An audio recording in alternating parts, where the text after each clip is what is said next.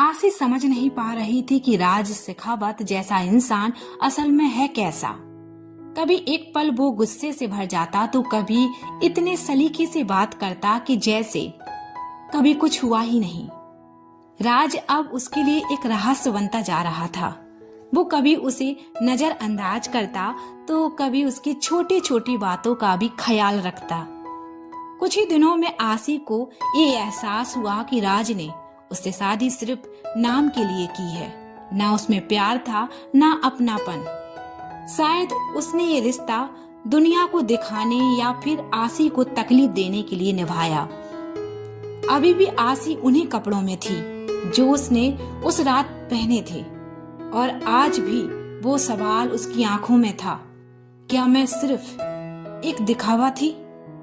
आसी करना तो बहुत कुछ चाहती थी, पर खुद ही उलझी हुई थी। उसे समझ नहीं आ रहा था कि राज शेखावत अब आएगा और बोलेगा कि ये कपड़े बदल लो, या फिर कुछ और कहेगा।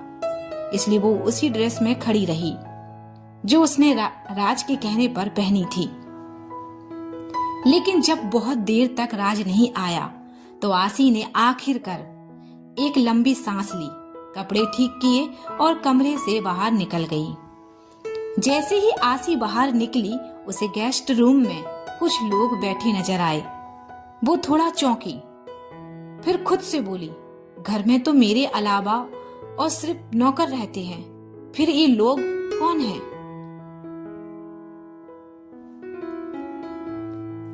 थोड़ा आगे बढ़कर जब आसी गेस्ट रूम के दरवाजे तक पहुंची तो उसने देखा सब लोग साफ सुथरे कपड़ों में हंसी मजाक कर रहे थे और कोई उसे नोटिस नहीं कर रहा था। वहां खाने पीने का भी इंतजाम था।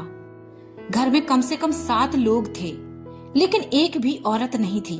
ये बात आसी को बेचैन कर गई। शायद इसलिए वो गेस्ट रूम के अंदर नहीं गई। उसे जॉली की तलाश थी, लेकिन जॉली वहां नहीं था। आसी जॉली को ढूंढने के लिए दूसरी ओर चल दी और तभी सीढ़ियों से उतरते हुए जॉली दिख गया।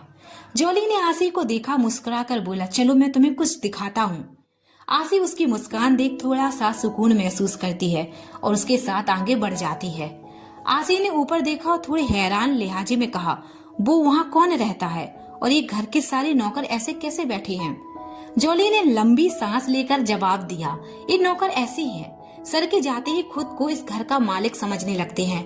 आसी ने फिर धीरे से ऊपर की ओर इशारा करते हुए पूछा, और वहाँ क्या है? जॉली थोड़ा हिचकिचाया, फिर बोला, वहाँ सर के दादाजी रहते हैं, बहुत बीमार हैं, चल नहीं सकते, ना ही बोल सकते हैं, बस देख सकते हैं, सुन सकते हैं। इतना सुनते ही आसी का चेहरा बदल गया। वो तेजी से सीढ़ियां चढ़ने लगी और बोली, अच्छा मैं उनसे मिलकर आती हूँ। जॉली ने उसे रोकने की कोशिश की, लेकिन तब तक आसी आधी सीढ़ियां चढ़ चुकी थी। जॉली कुछ नहीं बोला, बस चुपचाप नीचे देखता रह गया। आसी ऊपर आई और सबसे पहले वाले रूम में चली गई, लेकिन जैसे ही अंदर कदम रखा एक अजीब सी खामोशी ने उसे घेर लिया। वो कमरा तो किसी महंगे होटल की तरह लग रहा था, एकदम लग्जरी, सब कुछ साफ सुथरा। फिर भी वहाँ कुछ था जो उसे बेचैन कर रहा था।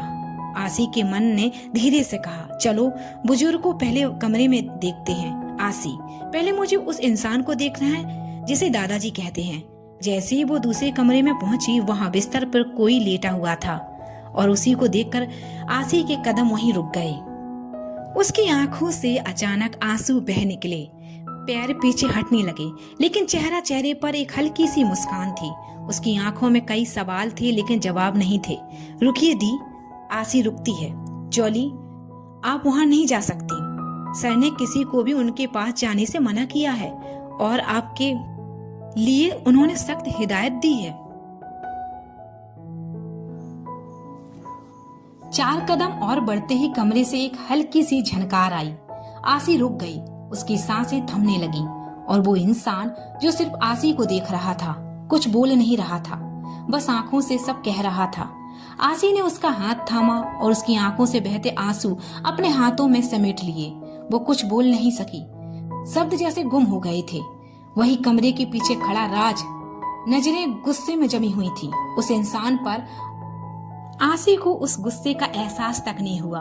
वो तो बस उसी इंसान को देख रही थी जिसने कभी सब कुछ त्याग दिया था। दादाजी, बस यही कहा था उसने। पर राज का गुस्सा सुनते ही जैसे आसमान टूट पड़ा। तभी राज बोल पड़ा, तुम यहाँ किसकी इजाजत लेकर आई हो लड़की? राज की आवाज सुनते ही आसी के हाथ कांपने लगे। उसने कांपते हाथों से दादाजी के हाथ को छोड़ दिया और वहां से उठ गई। राज ने फिर से एक एक शब्द पर जोर देते हुए कहा, तुम यहाँ क्यों आई हो? आसी ने अपना सिर नीचे झुका लिया और अपनी दोनों हथेलियों को आपस में रगड़ने लगी। तभी राज ने उसे बाजू से पकड़कर कहा, तुमसे बात तब करूंगा जब तुम्हारी नजर मुझ पर होनी चाहिए, कहीं और नहीं। आसी ने अपना सिर ऊपर नहीं किया तो राज ने उसकी बाजू पर अपनी पकड़ को मजबूत कर दिया, जिससे आसी को दर्द होने लगा था। राज ने गुस्से से कहा, क्या करने आई हो यहाँ? इस कमरे में आने की इजाजत किसी को नहीं, समझी? चली जाओ यहाँ से। राज ने आसी को खींचकर बाहर की ओर धकेल दिया।